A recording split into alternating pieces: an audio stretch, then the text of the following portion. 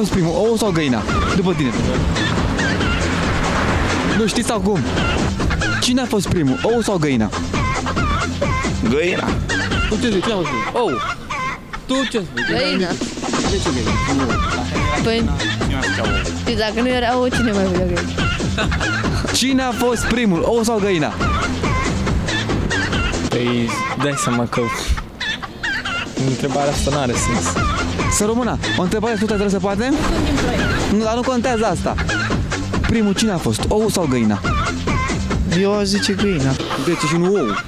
Păi, Dacă din ou ești găini? da. Care e treaba logică? Asta nu știu. Cine a fost primul, ou sau găina? Nu știu. Ou. Ou, ce frumos. Cine a fost primul, ou sau găina?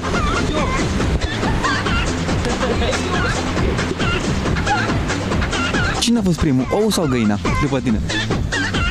Găina. De ce și nu ou? Păi, nu știi cum spune în Biblie, că întâi a fost făcute animalele și găina a făcut ou. Cine a fost primul, ou sau găina? Nici unul, nici altul. Este o întrebare filozofică. Și care e răspunsul de final? Răspunsul meu final? Găina.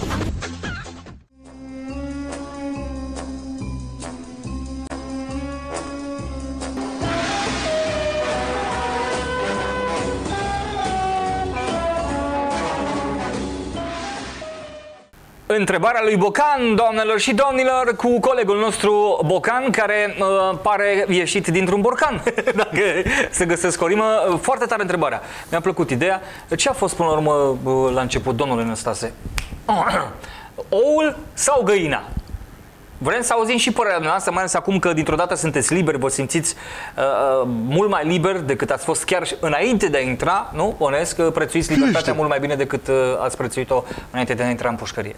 Mă miră oarecum ignoranța de care dați dovadă, fiind totuși în esență un om destul de pregătit, așa cum toată lumea știe, la început a fost Ion Iliescu.